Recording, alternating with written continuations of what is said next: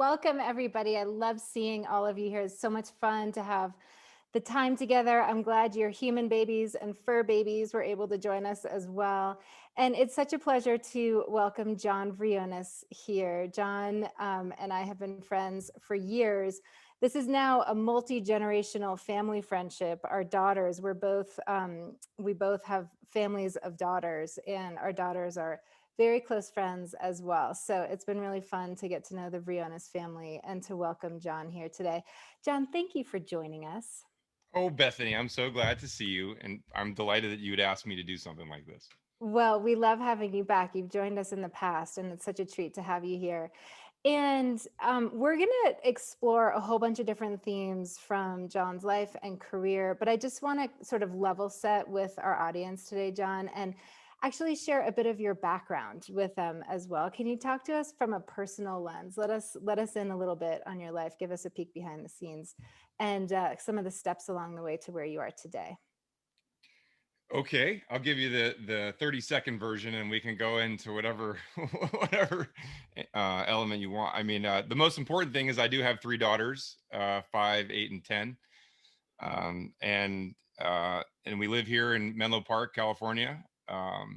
Starting at the beginning, I'm a hillbilly from kind of rural Georgia. My mom was a math teacher, and my dad was quite an athlete, college athlete, and then drafted to play professional football. He didn't end up doing that. He was in the service and went to Vietnam. But my parents like to joke that they got a kid who was good at standardized tests and average at sports. So I ended up going to Harvard to play soccer and played for a few years after college professionally in MLS and in England. I wasn't good enough to make a life of that, so I ended up moving back to the U.S. I got a master's degree in computer science, and then ended up working for a startup out in California, in Silicon Valley. Went to Stanford for business school, and stumbled my way into a venture capital job. That was almost 16 years ago, and I worked at a firm called Lightspeed, which is now a fairly global firm, India, China, Israel, for almost 12 years. And then about 3.5 years ago now, I started a firm with a founder that I had worked closely with called Unusual Ventures. And we are 25 people now and invest mostly in really early stage consumer and enterprise technology companies. Okay, fabulous. And people are already laughing at how humble you are. You referred to yourself as average at sports, and yet you were a professional athlete. So we are calling you out immediately, John Briones. Um, John, can you, before we jump into Unusual and sort of the path through Lightspeed to Unusual, can you just give us sort of the 1 to 2 minute on what venture capital is? What do venture capitalists do? Why is it important? How has it become the engine behind so many of the most famous companies in the world today? Yeah, I mean, it's a fascinating industry for those of you who are at all nerdy about studying things like this. There's some really cool books, and Money of Invention. Another book came out last year, just VC history. You could pick it up on Amazon pretty easy. But the industry is about 50 years old now. It actually started when the government, U.S. government, had a bunch of technology that people thought could be commercialized for private use. This is back in the late 60s, and so some pioneering, now famous venture capitalists like Don Valentine, the founder of Sequoia, or founders of Kleiner Perkins, they started investing in entrepreneurs to take that technology and make it available to private citizens, the mass market. And the industry has just exploded over the last 4 or 5 decades, because, well, there's a massive market for that, and it's really become essentially the growth engine for not just our economy in the U.S., but many other economies.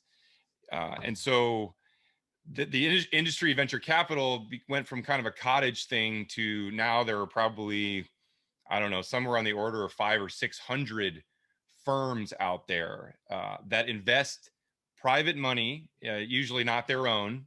They get the money from endowments or wealthy families or sovereign nations. We can talk all about that if that's interesting, where it comes from. And then it's invested in entrepreneurs, private companies in exchange for a percentage ownership in the company. And then startups are funded this way all along their, their progressive journey. And so most people fund their companies in 24-month increments, meaning you raise about the amount of money you need to achieve the goals you want for 2 years. Raise more money, fight on. At Unusual, we call it survive and advance. It's a little like the NCAA tournament. And there's specialists now. It's an industry where there's firms that invest in healthcare only, or enterprise software, or consumer technology. There's firms that invest only in the U.S. or only China, only India, only Israel, only Europe. There's firms that do all of that.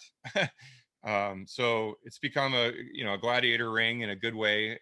It's sort of the epitome, in my opinion, of free markets and capitalism at its purest. Thank you, John. And I want to get into Unusual and the model that you and your co-founder put in place and that you're pursuing now. But before we get there, I just want to talk a little bit about the decision making behind striking out on your own. So if we go back, you were at Lightspeed for, I think, 12 years. John would never tell you this. He's like consistently on the Midas list of the top tech investors in the world. He, he's highly sought after as an investor, as a board member. Everyone wants to have access to him. And you sort of built this first phase of your career at Lightspeed, which is a really fancy venture capital firm on Sand Hill, sort of at the center of the industry. So you sort of like made it to the top, like you worked your butt off, you achieved what you wanted to achieve, and then you kind of made it to the top of the mountain and you had an epiphany. And can you share with us a little bit about that experience and how you felt and what you decided to do next? Yeah. I mean, I think the easiest way to explain that is to give you a little context on, more of my past. Not that it was special by any means, but so my dad got MS when I was a kid. My mom ended up raising my sisters and me. And, we didn't have much. It was, she was a high school teacher. Part of my journey, my hope was to not have her worry about me. So I think I tried hard in sports and in school to, I don't know, give her a little joy and have her think she didn't have to pay for college and after that sort of thing. So I don't know, when I got to Harvard, I felt like a fish out of water, or at least a big fish, small pond. All of a sudden these kids were way more prepared than me. And you have a choice, right? You can quit or you can fight. And, I decided to fight, and it served me well, right? You grind, you find a way. And, somewhere along the way, someone told me venture capital was like the hardest job and you could make the most money and you got to work with entrepreneurs, and that all sounded great. um, and so I guess I continued to fight. I found a way to succeed in the job. And, I woke up one day kind of in my mid 30s, and I had, more zeros in my bank account than I ever thought I'd have. And I was miserable. I was miserable. I don't know how else to tell you that. I got to the top of this mountain I had been working so hard and so long for, and it wasn't anything that I thought it would be. The people I was with, I wasn't proud to call partners. The relationships I had with founders felt very transactional, if that makes sense.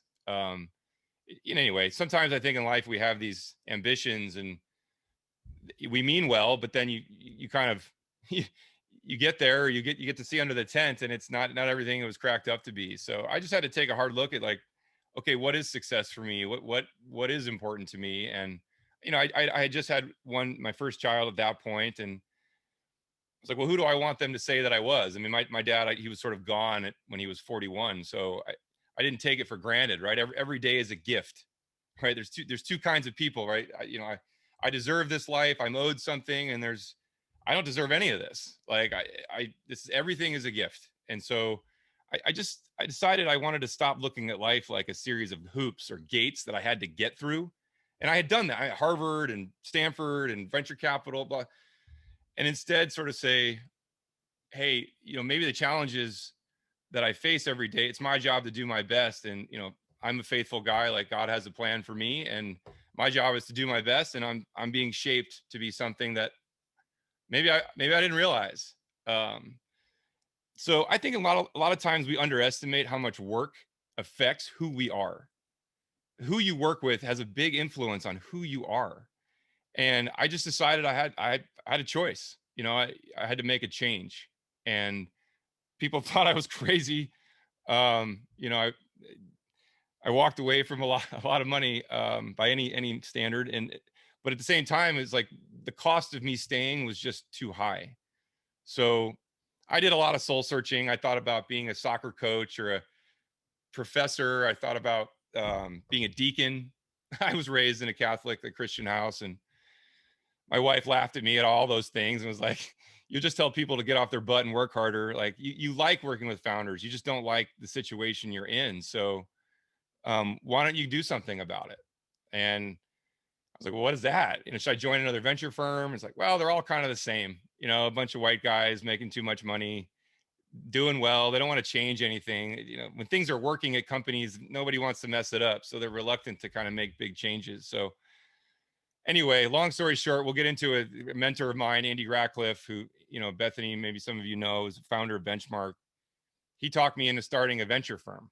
And I thought, are you kidding me? That's way too much work. I don't want to do that. The world doesn't need another venture firm. But I had these ideas for why I thought the world did need a venture firm that was different. And, we call it the magic wand exercise. We wrote down everything. What would you do differently? It was where the money would come from, the composition of the team, how we would engage with founders. And I wrote it all down, and I took it to the quote unquote best LPs, limited partners, people that invest in venture firms, Harvard and Stanford and Lucille Packard and things like that. And they said, yes, how much money can we give you? And I said, is it because of the success I've had or because of the ideas? And they said, both. We'll be honest, it's both. But they were very, very, much believers in the mission. And it was awesome. We went and we did things people had never done. We got money from Spelman and Morehouse and Hampton, HBCUs. No one ever done that before. No one ever, because they're not big or they take too long or they don't get it. And we said, to hell with that. We'll show them it's different. Half the team is women. Actually, 60% of our team is women. Not because I have 3 daughters and some axe to grind. I think diverse teams make better decisions. Like, I believe that. So we have to kick everyone's ass. I'll be really clear. Like, otherwise people will say that was cute, John. So we're here to make the most money. We're here to win by no mistake about it. But we're just doing it in an unusual way. Oh my God, I freaking love this story. I'm getting so fired up. So John leaves just the pot of gold at the end of the rainbow. He gets to the end of the rainbow. He's got the pot of gold and he says, I don't want this. This is not what I expected it to be. It's not what I thought it was cracked up to be. I want to be proud of who I am. And John, when John has told this story in the past, John, you said that what you realized was important to you was relationships. And you sort of alluded to that when you said, I wasn't proud of the people that I was surrounded by.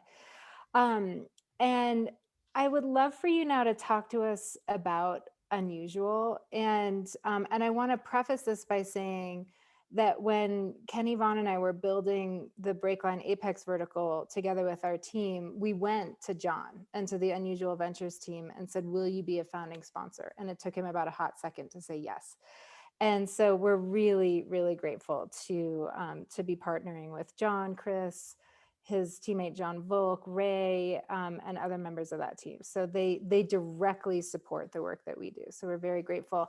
But it's also because there's an intersection with how John is building his firm, and it is different. And so John, I'd love for you to tell us more about Unusual and the gap in the sector that you saw and how you all are seeking to fill it.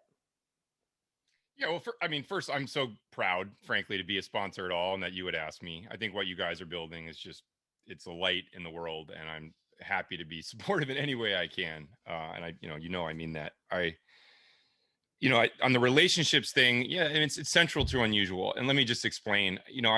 when I was going through that sort of soul searching, like, what am I going to do with my life? Who am I sort of phase? I had someone had given me this book. It's probably too big to read the whole damn thing, but it's Ray Dalio. It was like a famous hedge fund manager, and it's called Principles. And so throughout the book, you can actually follow him on LinkedIn. He sort of publishes these things all the time in like big red letters across both pages. It said, "Ask yourself these questions. What do you want? What do you know to be true? And what are you going to do about it?" So, what do you want? What do you know to be true? And what are you going to do about it? I would just take an hour sometime, go for a walk or run, whatever you do, and just like ask those questions of yourself. What do you want? What do you know to be true? What are you going to do about it? And so my wife and I sat down. I was like, well, what do I want?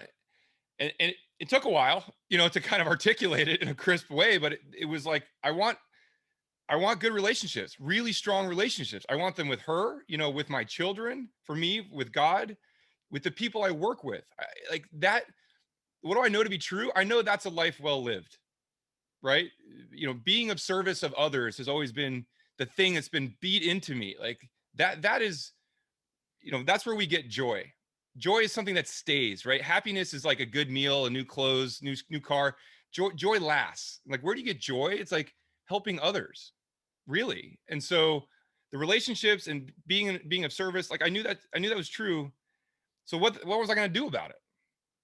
So part of the unusual model is I found that the way investors tend to engage with founders, I said it earlier, transactional. Like you give someone money, they have goals, they either hit them or they don't. You would show up every 6-8 weeks at a board meeting. That's kind of how these engagements, relationships are structured. And the problem was that, like, most venture firms, most investors were set up in a way where we call it spray and pray, tongue in cheek, but they would make a large volume of investment. Imagine and some of you might have, I'm not asking you to raise hands, played roulette. You might have been to a gambling facility and tested. There's a couple ways to invest. You could put a chip on every number and spin the wheel. And that's how a lot of investors think about startup investing. They make a lot of high volume, and they don't really spend time with any founders. And then they see which ones start to work, and they double down and they triple down and they quadruple down. But they never really know the people, and they don't really spend time helping the people through those difficult obstacles that every founder faces at the beginning. So I said, why does it have to be that way? Let's do it totally differently. And so we ended up having a model where we have far more operators, we call them, people with a lot of startup experience in the areas that founders struggle with the most. And so the founders we typically invest in, we call them product visionaries. That's our prototype founder. They have an insight about an idea, about why a product it should exist. Like, they can't sleep almost. It should exist. And yet it doesn't. And there's people finding other hacks and struggling with whatever else is out there. And yet that's not enough to build a company, right? There's so much else that's required in execution, hiring well, marketing your message in a way that's empathetic, right? That the customer cares about. Sales isn't something we come out of the womb knowing how to do. There's actually a process and, like, a best practice. There's ways to do it well. A lot of companies today, they have communities. How do you build a community? In the pandemic, we learned the hard way. Most people don't like to be sold to, but they sure like to learn stuff. So if you produce content that it allows them to learn, you earn the right to sell them stuff. Well, all of this is like, these are how good startups get built, with all of these functions. And so we decided to hire the best people we knew in each of those areas in Silicon Valley and beyond. And they're part of the unusual team. And so we don't make many investments, but when we do, we surround our founders with these kinds of experts who don't just give advice. That's probably the single biggest difference between, like, we don't, a lot of firms, oh, we have a network, we have money, we give you advice. Okay, what's the next step?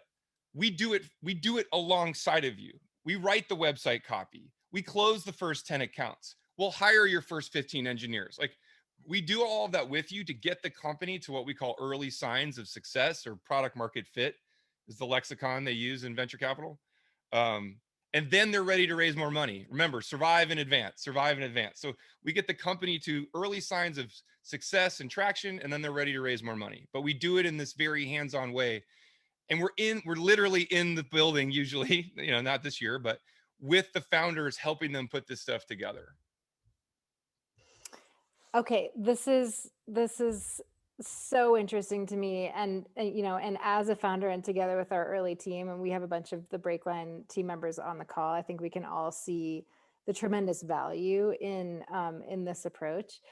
And I want to get into the relationship that you have with your co-founder. You talked about surrounding your teams with operators. Your co-founder is an incredible entrepreneur himself, and the overlay to this though is the depth of the relationships that you have in your life and how thoughtful you've been. Like, it doesn't surprise me that you make this commitment up front to the entrepreneurs that you work with in such a distinctive way for the venture capital sector. Like, you're right, most firms don't operate that way, but you all make that commitment.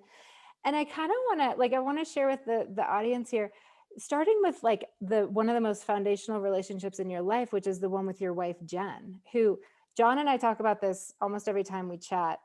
Jen, I think, is the nicest person I've ever met. And that is saying something, because my husband is like the second nicest person I've ever met. She is like an angel. She's so kind. But then you also, I mean, you have Bethany, you'd so have to be an angel to marry me. So yes, that's absolutely right. and you all have such a happy marriage, but you also have really long, durable, deep relationships with other people. Don Fall, who's spoken with our audience, Andy Ratcliffe, who we've mentioned, like, you've known those guys for decades at this point. Sorry to date you, but it's true. And so that's kind of the overlay here. Like, this is someone who invests deeply in other people. And can you talk to us about the relationship that you've developed with your co-founder Jyoti Bansal, and how you all approached that co-founding partnership, and how it's sort of unfolded over time? Yeah, I mean, that's a really thoughtful question. So when you start anything new, you need to think really long and hard about who you're doing it with. Um, and as a professional investor, right, I have the fortunate observation deck experience of a lot of founder relationships gone wrong. So I was probably even more sensitive to that than maybe the average person. Um, so when I said, okay, let's do this thing unusual, there were probably 3 people on the planet that I felt close enough to, comfortable enough that I would, say, hey, why don't we do this together? So Don is one of them. So it's interesting that you guys all met Don. Don was my roommate at Stanford, and don't listen to anything he says about me. But other than that, he's like, he's Captain America. Like, he's like that guy. But you trust him with your life. But he was busy at the time. That wasn't going to happen. So I couldn't quite get him out of his. I was an investor in his company, so it would have been weird to rip him out of the job. So that didn't work. And then the third was my co-founder, Jyoti Bansal. And for those of you who don't know anything about Jyoti, I would just spend 5 minutes. He'll be the Elon Musk of enterprise software. Like, I promise you that. The guy is from a very small town in India called Rajasthan. It's more, he's from a small part in Rajasthan, to be accurate. And he's just, he sold his first company for almost $4 billion that I was fortunate enough to be an investor in. He started 2 more. He's my co-founder. He's superhuman. He's like in multiple places at the same time, I swear. But he couldn't be more humble. Like, as brilliant as he is just the kindest soul. And so, the best advice I got about, hiring anybody is hire people you'd work for. And I'm generally unemployable, so that's pretty hard to think about that. But like, I would work for Jyoti in a heartbeat. Like, I trust his judgment, his intellect, his integrity, and he compliments me really well. He's the consummate engineer. Pretty soft spoken, just very neat. has a designer's eye. Like I'm a bit of a mess in a whirlwind. So he's the operator, he's the founder, he's the other, the yin to my yang. Like I'm the investor, he's the operator. And we're when we pitch founders on like why us, you get both of us. And that's kind of how we approach it. Very much a team sport. Whereas most venture and investing firms, it's you sort of primarily deal with 99% of the time one person. And so we wanted to break that model. So he and I just have this like very trusting, like when he says something, I listen, you know, uh, the way we when we wrote down kind of like the basics, it's like on one page. It's like you argue like you're right, you listen like you're wrong. Argue like you're right, listen like you're wrong, right? And everyone we hire, we want to be proud of, not just their abilities, but like that person represents who we are when they leave the building. So anyone I wanted to hire, I was like, I want to just be not just be proud of their investment capability, but like who they are, and no compromises. And he feels exactly the same way. So, I love doing the work with the Navy SEALs, right? They love to say values and culture isn't what you preach, it's what you tolerate. And I think a lot of times investment firms forget that. They take good investment decisions and performance and they'll overlook maybe bad behavior. And we just have no room for that here. So I needed a co-founder who I trusted, was complimentary, and shared the same value system. And despite being from two opposite ends of the earth, Jody would tell you he can't walk and chew gum. He thinks I'm sporty. But we're very much, a good partner to one another. Um, I love that. And I want to get into some of the specifics of how you and Jody partner and the value that you're providing to your entrepreneurs. I want to go a level deeper there. But you can all see the cross over John's shoulder. And a lot of what you're talking about is, values and ethics, and making sure that you're aligned as a team on values and ethics. And you referred to your relationship with God. Is there um, anything that you want to share with respect to, the intersection of your faith and work, or not? Yeah, I don't mind if that's interesting to people. I think sometimes people are surprised. They're like, well, how do you reconcile the two? I'm like, I don't need to. They're perfectly aligned. Be a good person, do unto others. How is that bad business? Tell the truth, be vulnerable, do hard things, right? Like be not afraid. All the things that I learn and believe as a Christian, I tell entrepreneurs, right? Like, and sometimes people, yeah, and I'm guilty of this too. We all are, right? Like we avoid the struggle. It's like, oh, I get it. I want to do hard things, just not that hard thing. Like, no, that's what makes us strong, right? Like affliction makes us strong. Struggle makes us strong, builds character, right? You should put yourself in uncomfortable places. It's what I tell founders all the time. You got to keep learning and growing, and you don't get to quit. One of my favorite St. John, Pope John Paul II, it's like, did Christ come down from the cross? No, you don't get to quit because it's hard. Like, we all have our crosses to carry. We have our work to do, our parts to play. But I think we're meant to work hard and struggle. And, I just believe there's life beyond this one, and every day is a gift. So, it took me a long time to get there. I didn't start there, but I think, my faith is what, I have this, I'll show it to you. I don't know where, oh, here it is. I look at this all the time. I don't know if some of you may know the Bible story of when Peter gets nervous and he reaches out to Jesus. He's walking on the water and then he gets nervous and he starts to sink. And Jesus is like, have faith, have faith. And it's like, I mean, sometimes, as a founder in the same day, I freak out. Stuff goes wrong. It's like, you got to have faith. You got to have faith, right? And it's all going to work out. It has so far, right? And so why wouldn't it otherwise? Love that. Thank you, John. Mhm. Okay, so now I want to get into the unusual model in more specific terms, and we're getting a bunch of questions in the chat as well. So we'll turn it over to the audience in just a few minutes here. So go ahead and pop your questions in there. But you've talked about the sort of infrastructure that you put around your founders and around those founding teams, and the ability to arm them with knowledge and tools to be successful. And you do this through the Unusual Academy. Will you talk about some of those core tenets or core lessons that you're trying to deploy and instill in those teams as they build their companies? Yep. So I would divide them into two areas. And this is just over 20 years of seeing what successful companies and founders do and what companies that I wish they had, but they hit, blockers that cause the cause the mission to fail. And the two buckets are what I would call tactical execution in core areas. So we try to teach people by doing alongside of them some of the key things I mentioned before, right? Like most founders love to talk about their products and all its benefits.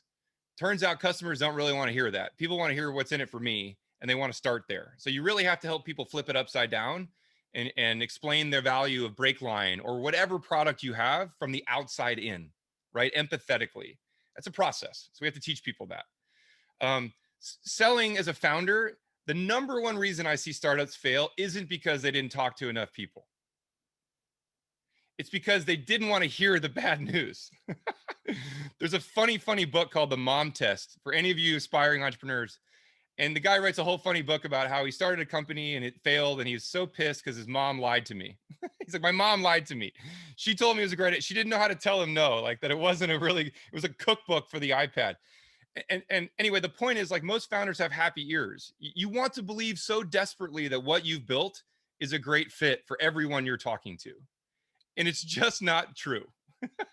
So you have to have this like ruthless objectivity, right? Like I joke that, good salespeople smell the money. They're like water and gravity. They just find, and founders struggle with that. So we have to teach them this, how to hire, how to compensate, how to do performance management. You don't just know this stuff. So we spend a lot of time in our academy in these very hands-on workshops trying to teach founders from the best. And we stole it from how they teach pilots or surgeons. See one, do one, teach one. So the model we call the unusual method is you see one from an expert. They take you through their real life experience. You then have to, basically perform or do an exercise where you, with your company, take the process you just came to understand and now apply it. And then you have to get up and you have to teach it to your cohort. And everyone here, think about it. When you have to teach something to someone, it's pretty, people's BS detector goes off real quick if you don't know your stuff. So that's how we've learned to help, founders, these tactical elements, have them sink in. And then the second thing, which is, I think, unfortunately not addressed enough, which we do spend a lot of time on, is just the mental health and the leadership burden that founders take on, right? Like everyone thinks, oh, it's, I know what I'm getting into. No way. No, I didn't. No way. It's like you wake up staring at the ceiling, sweating a lot.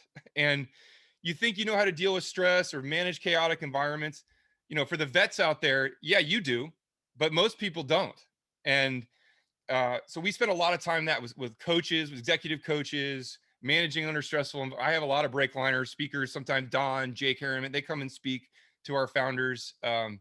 Because I've seen so many good startups not make it because of self-inflicted leadership challenges.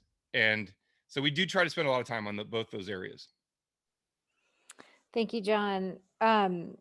I am going to start asking some questions from the audience now. And the first one is from John Rohn, who says, what are the key markers that you look for in identifying entrepreneurs that are aligned with your values? And I think this is such a great question because people can fool us, right? Like I've been fooled before, Me when too. you're interviewing someone or spending like short amounts of time with someone, you can kind of miss it. And so how do you discern whether someone is aligned with the values that you want to see on a day-to-day basis? Yeah, I don't know, Bethany, if you've ever seen the Far Side cartoon where the woman is choosing between heaven and hell after she's died, and she goes to heaven and everyone's kind of peaceful and hanging out, and she goes to heaven and everyone's like partying, and it's like all her friends. So she's like, I'm gonna take that. And then she gets there and everyone's burning and sweating, and she's like, wait, what? She's like, oh, and they all say, oh, we were selling. And that's that. When you're interviewing, you're both selling, right? So you have to get past the, like, what's the reality. So I spend a lot of time with founders up front on their background, their story. How did you get where you got? Like, tell me about a time you really got through adversity. um you really want to understand the why of someone. And again, I still get it wrong. I've made some awful character judgments, but I do make the effort to spend a lot of time understanding the why. Right? Why are you doing this? Why now? Why do you believe? Because if the motivations are, for example, monetary or ego driven, hey, I really want to start a company, or hey, I really want to make a lot of money, they never make it. Because it gets too hard at some point and they give it up. Right? So if you just with all the why, right, Simon Sinek stuff, like, yeah, that's exactly it, right? It's like, okay, why are you doing this? And I now have an ability to pattern match a bit on those who have a history of perseverance, of motivations that last. uh and frankly, a lot of that will show up in ultimately who they can hire. Right? You know this. You're hopelessly dependent on the team you put around you. And if you don't have a mission or a belief or like authenticity to why you're doing a startup, you're just never going to be able to get the highest quality people. Um, if you haven't read Shoe Dog, I strongly encourage all of you to read it. It's a fantastic book about the story of Nike, something you can all relate to. But Phil Knight makes a funny joke in the beginning because he's an encyclopedia salesman for a while after he graduates from Stanford Business School. And he is, forgive my French, he's shit at it. He's really shit. Like he can't sell a thing. And then he's selling his shoes out of the back of his trunk, his car at high school track meets, and people just, they can't get enough of them. And he equates it all to belief. Like, he believed what you put on your shoes every day affected who you are. And people wanted some of that, right? So when you talk to founders, you have to really kind of understand that. Do they have that belief? Is it authentic? Will they get through the hard times? So I tend to spend time on their personal backgrounds as much as like the insight. Where did they get it? How did they get it? Because that tells me how they're going to perform later on. So Young has a related question, which is, when you're having these conversations, what is your favorite part about chatting with entrepreneurs? You talked about values, you talked about motivation. Are those your favorite parts, or is there another layer there that you always look for? Yeah, I mean, I have two hats, right? One is the thing I get paid to do, which is make good investments. So is it a big market opportunity? Is this insight around the product, is it distinguished? Is it differentiated? Will it work? Can these people recruit? Is the business model make sense? Like, these are things that I do in my sleep. So I'm always wearing that hat. Is that my favorite part? No, but I'm a huge nerd about that stuff. So I do like it. I like to understand it. But no, my favorite part is the person. Like, I want to like, why are you doing this? Am I going to enjoy working with you? Right? I mean, we're going to see a lot of each other and talk a lot. And at this point in my life, I'm just, I'm done with the a-holes. Like, I'm just, I like conviction. I like belief. If you lead the witness too much, you don't have a good founder, right? They need to have, you know, they're going to defy the odds. But if they have no humility, if they're not, I'll ask people, Bethany, I'll say, are you coachable? I learned that from Bill Campbell. Are you coachable? A lot of people think they are, but they're not always, or the famous Bobby Knight quote, right? Like, a lot of people have the will to win, but not the will to prepare to win. It's a grind. It is so I try to understand things in their life that demonstrate they have the grind. Mm-hmm. Um, so you work in an industry where there's a lot of money.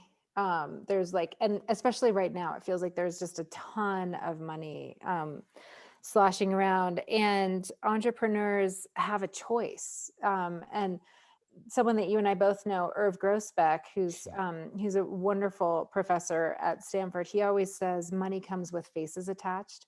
And his point is this is a long-term relationship. And so John kind of articulated it as like, am I going to want to spend time with you?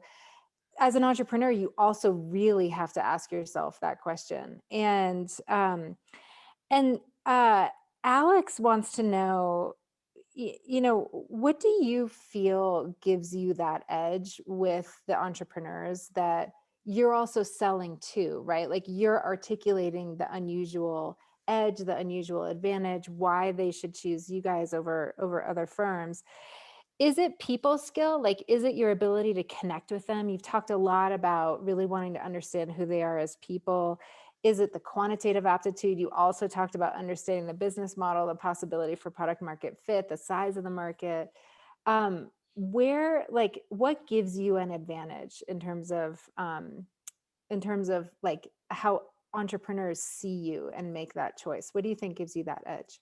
I have no idea. Oh, come on. I mean, look, so here a couple things that come to mind. One is I'm not for everybody. I'm Never. not. Right. You have to know thyself, right? Like, and and I will tell you, it still hurts me every time I want to make an investment and I don't get the chance to do it. They pick someone else. Like people say, "Oh, it's just business. Don't take it personally." It's like, don't take it personally.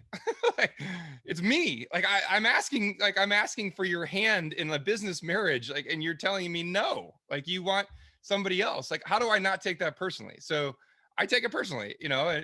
But look,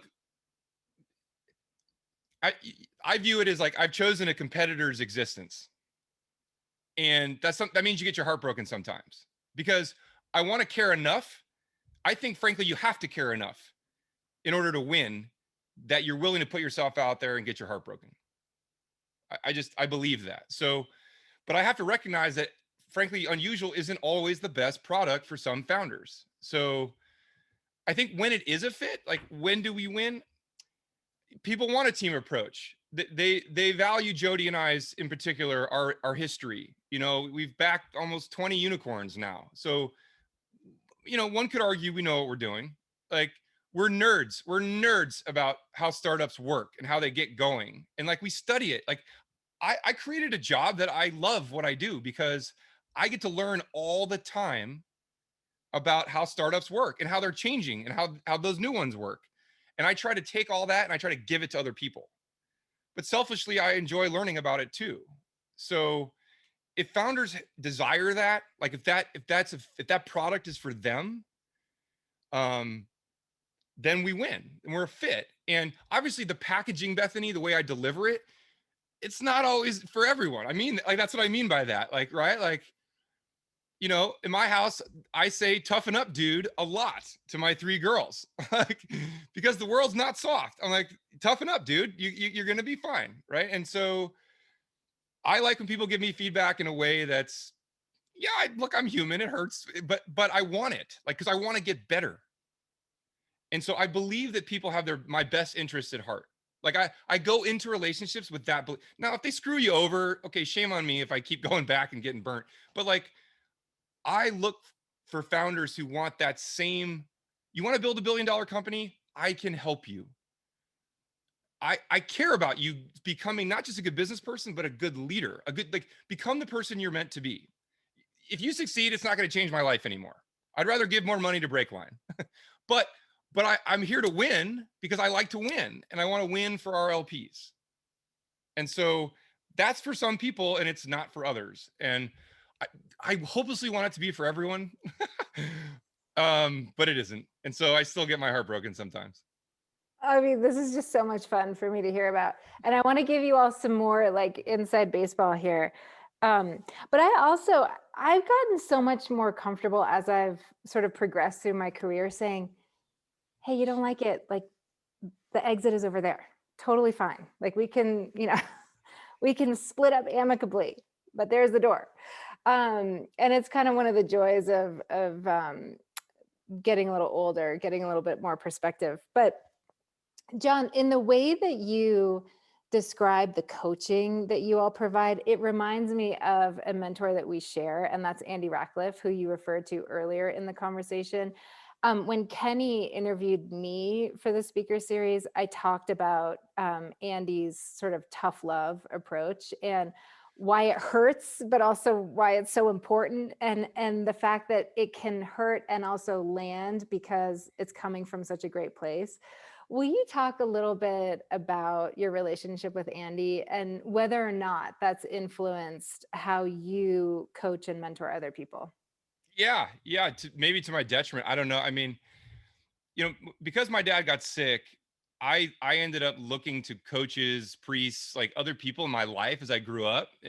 Was an obnoxious teenager to play that father figure role. And so Andy has been that for me for 20 years in my professional career. And he reminds me of like my, freshman football coach who was like, good news, you're slow and you're short. Yeah. So like Andy's not afraid to tell me like exactly where I'm screwing up.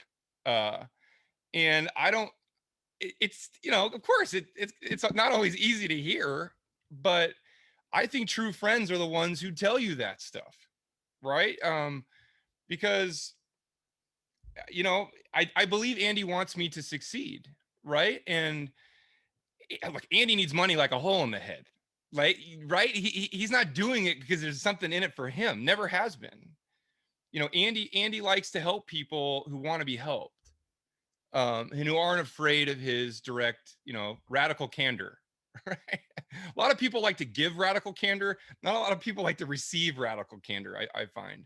So look, Andy's been that guy for me, and I learned a long time ago to take what the coach is saying apart from how it's being said. Because I know if the coach didn't care or didn't think I could do something with it, they wouldn't even bother. So Andy talks to me in a way that, look, these days he gives me a few more attaboys, Bethany, than he used to, but mostly it's constructive criticism.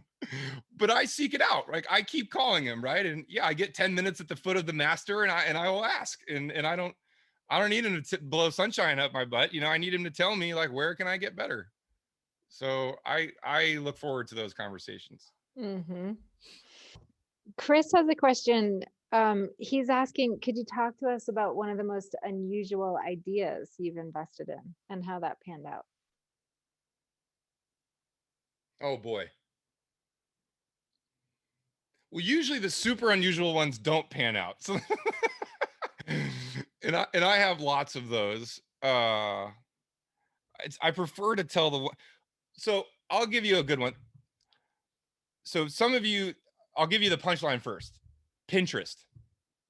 Pinterest, where Don ended up being the COO, so that we can connect all these dots. So I had Ben Silverman as part of like a program that I ran years ago for summer. It's basically for students in the summer who wanted to try entrepreneurship. And he had the goofiest idea around some medical device, and it totally didn't work. And so then he moved home, like he moved home with his mom, like all champions do when they're 25 or whatever. And she was a scrapbooker, like big time. Like some of you may not even know what that is, but like people love to cut out and save memories and like create like closets full of these scrapbooks. And he was like, "Mom, this is batshit." Like I'm sure he said it in a nicer way, but this should be done digitally. Like you can do this with a much better product. So I remember he came back and talked to me about it, and I was like, "Dude, you're talking to the wrong. I don't know much about scrapbooks. Like I've never used one. I'm left-handed. I can't even cut. Like the scissors always mess me up. Like I'm a disaster here on this. Um, but you're awesome. So I'll give you some money, and good luck." And it worked out. It worked out great. Obviously. So digital scrapbooks. If you had asked me whatever 11 years ago if I would invest in digital scrapbooks, I'm pretty sure I would have told you 100% no. That is so hilarious. I love your comment. I can't even cut. I can't. I've sucked at cutting my whole life. It's really few things people. It's something few people know, but it's totally true. Angel says left-handed, right-minded. Okay, Eric has a question for you, and he says, what is your take on SPACs? Are they truly win-win for investors and companies, and are they here to stay? And in your answer, can you explain what a SPAC is? Yes, kind of. That's probably better than 99% of the population anyway. Special Purpose Acquisition Company, SPAC, SPAC. I might be wrong about that, but that's what I think it stands for. And so what it is it's not a new concept, just to be clear. Like, they existed a long time ago, and I was taught they were a gimmick. And the reason they're a gimmick is a SPAC is already a public entity, is the idea. So it trades publicly, but there's no company there. It's a what people call a shell, except for it has a whole bunch of money. So investors put a whole bunch of money, hundreds of millions of dollars, into a SPAC. They call it a blank check. But the reason it's blank is because you haven't made it out to someone yet. And what they do is they go and they find a private company and they essentially merge. So the private company gets all this money, it gets a capital infusion. So its balance sheet is now bolstered, and it has a public stock that people can buy and sell. So there's liquidity, which is an advantage. What does the SPAC get? Well, it gets a business.